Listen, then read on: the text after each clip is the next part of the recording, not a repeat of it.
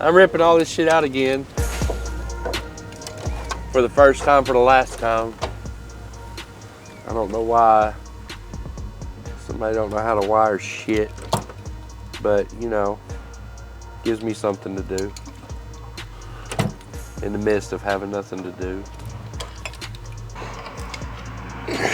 Most of my best work is hidden behind a dash somewhere.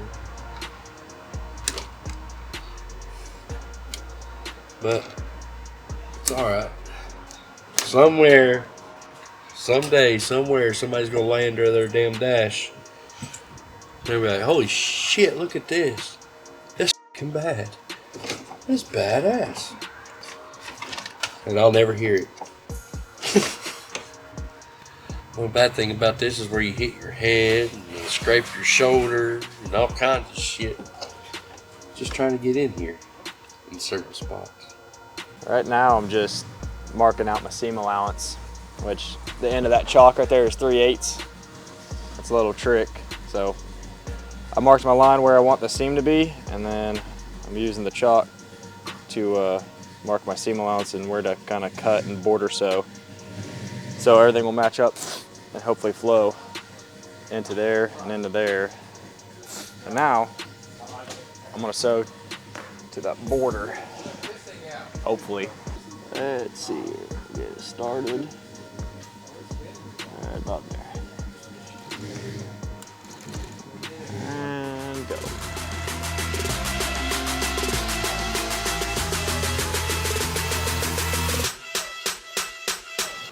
Went through fixing the exhaust leak. We replaced the radiator.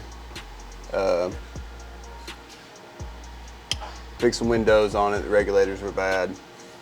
Now that the exhaust leak is fixed, you can actually hear valve train noise, and he okayed us to go ahead and take care of that. And then to be ready to go and him there to pick it up.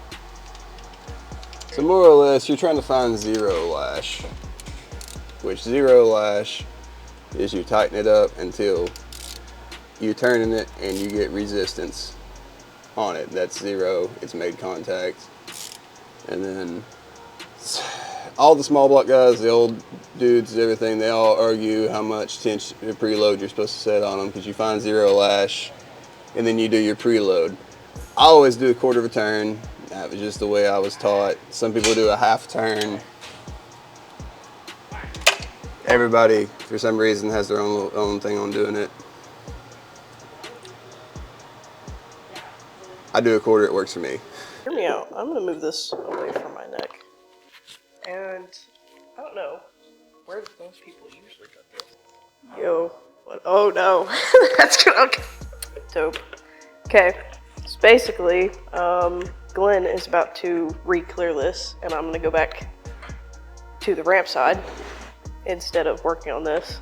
So I'm just getting this all polished up for him so he can get started on this. Basically, this came in about a month ago. The guy wanted to do, actually the guy really wanted to do, I think he wanted the whole thing repainted. Him and his wife wanted it repainted. And we got to talking and we were like, actually on this truck, it'd be pretty cool if we did a patina job.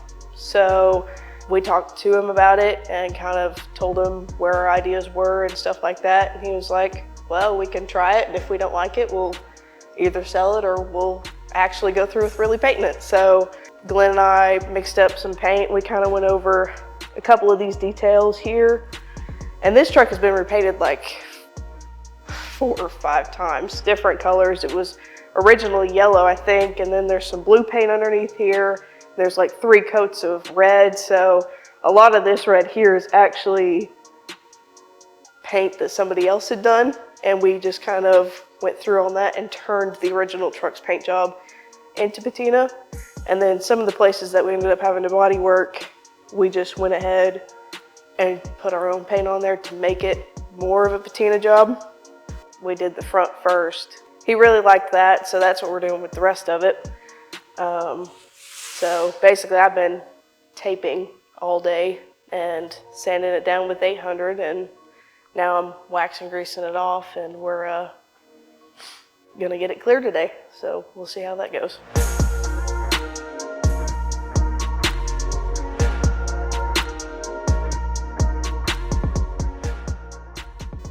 What's up, Garaj Mahal fans.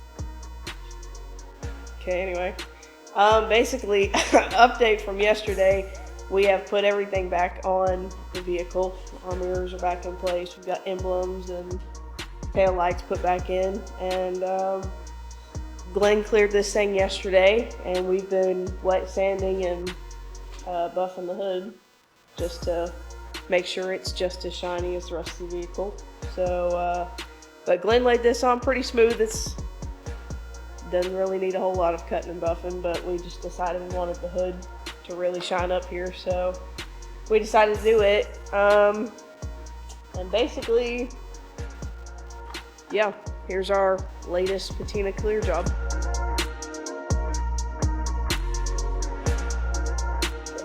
We just got done with that C10. Lynn's gone test driving it. Now I get to replace a brake line on this. It's got a pinhole up front, and Corvettes are a little bit unforgiving. What's this top? Is that the e-brake? That's the part. That's the brake line. Bottom one's a vent. Take your tank vent. fizz wheel and just cut it. Yeah, then I still need a P-clip to go back. I can get you a P-clip. It's got to be a GM P-clip, sir. Oh. Does it though? It's an original Corvette. It's gone back original. Trying to make things right, sir. What? This is why you get to work on the custom cars, and I get stuck with the factory stuff. Oh yeah, had the C10. It got it done. I was doing a little bit of tuning on it, and then it decided, hey, this original heater core is just gonna just say I'm tired. And yeah, I ended up replacing the heater core just because it decided I don't need to function anymore. When he took it for a test drive, so he'll be back for a while.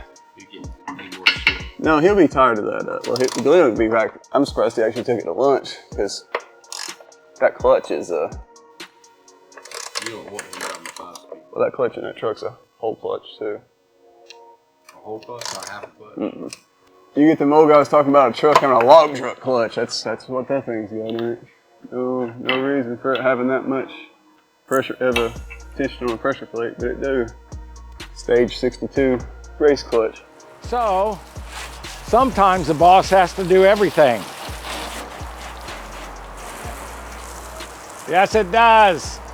One of the things I like to make sure of is that we send a car home at least cleaner than when it came in. Makes the customer feel good, and we appreciate their business, and this is one way that we can show that. A free car wash. How about that?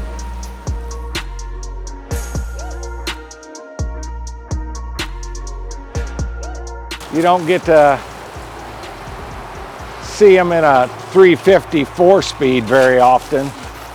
So somebody's done a little work to it, and we added a new radiator, new carburetor, tune-up, oil change, a little bit of springtime love to get it ready for the summer cruising.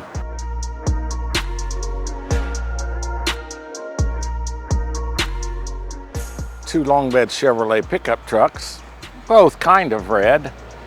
One, old school patina, junkyard find. One's been fixed up with aftermarket wheels and all that cool stuff. Get a little bit of both today. This long bed C20, pretty original stock pickup truck. Customer didn't really want to go crazy and paint it and spend a bunch of money, and the patina didn't look terrible. So we fixed a few rust holes and kind of gave it a makeover with the patina with some different color paints, and then cleared over it. He wanted it shiny clear, not matte clear. So there it is.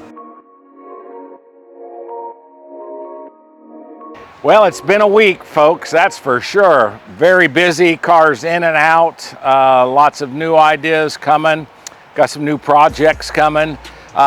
Another week in the life of the Garaj Mahal. Come back and see us.